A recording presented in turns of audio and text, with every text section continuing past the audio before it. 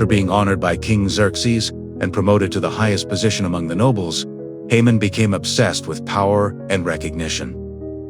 But one man refused to bow: Mordecai, the Jew. Haman didn't just seek revenge on Mordecai. He plotted the destruction of all Jews in the Persian Empire. Haman chose a date for the massacre, the 13th day of the 12th month, Adar. Haman convinced King Xerxes that the Jews were a threat to the kingdom's unity and offered a vast sum of silver to fund their extermination. The king, trust in Haman, gave him his signet ring and authorized the decree.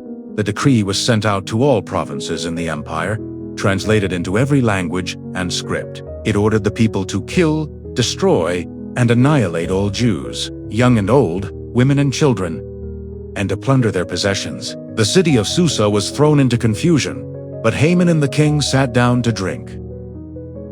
When Mordecai read the decree, he tore his clothes, put on sackcloth and ashes, and went into the city, wailing loudly. Jews across the empire mourned, fasting and weeping. But Mordecai couldn't enter the king's gate in sackcloth.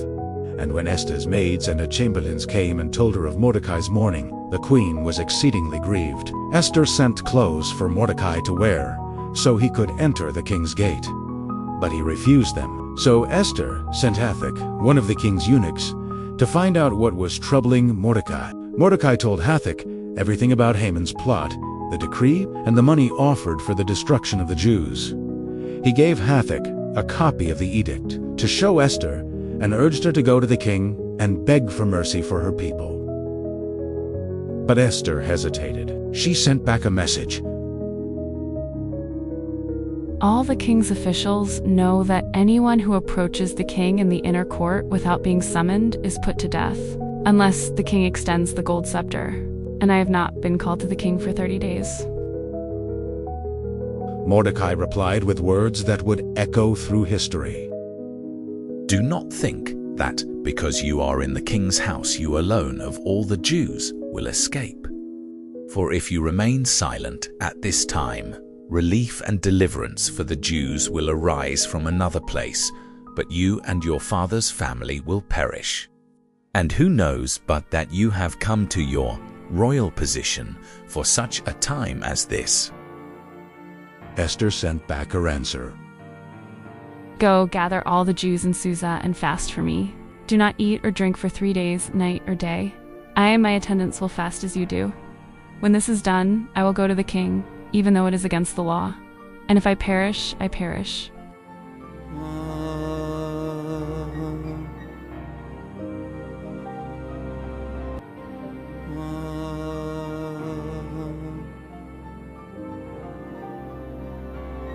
And it came to pass on the 3rd day, when the fast was ended, that Esther arose. She adorned herself in royal garments, her heart trembling within her, yet her face set with resolve.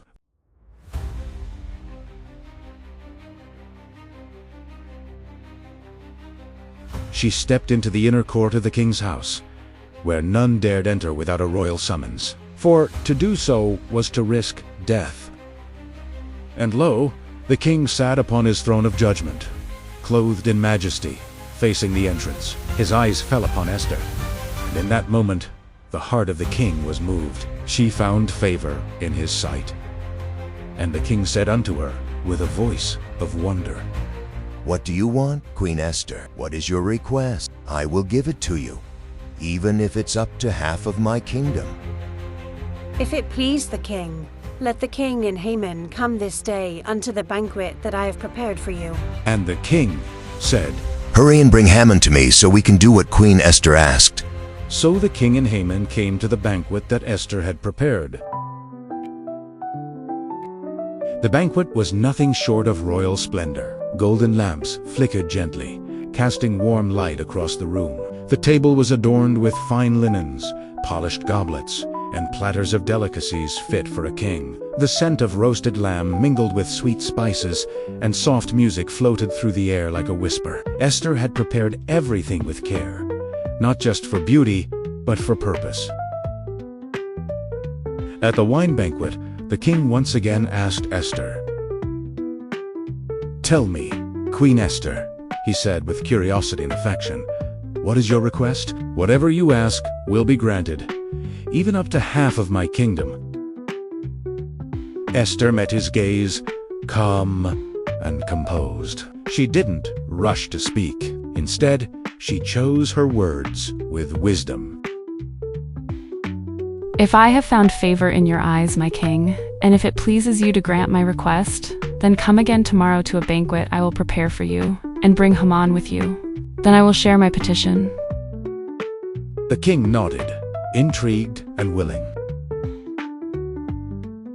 Haman left the palace that night, with his head held high, his heart swelling with pride. He had dined with the king and queen. What greater honor could there be? But he did not know. He did not see the quiet storm forming behind Esther's grace.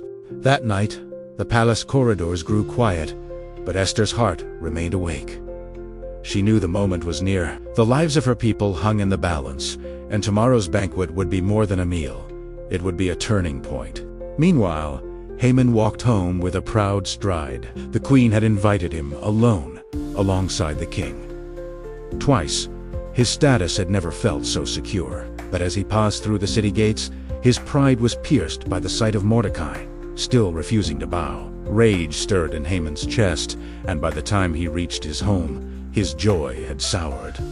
He gathered his friends and his wife, Zeresh, and boasted of his wealth, his sons, and his rising favor with the king and queen. "Yet none of it satisfies me," he said bitterly, "as long as that Jew Mordecai sits at the king's gate." Zeresh, cunning and cold, offered a solution.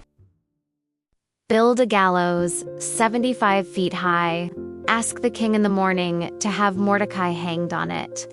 Then go joyfully to the banquet. Haman liked the idea. That very night, the gallows were ordered.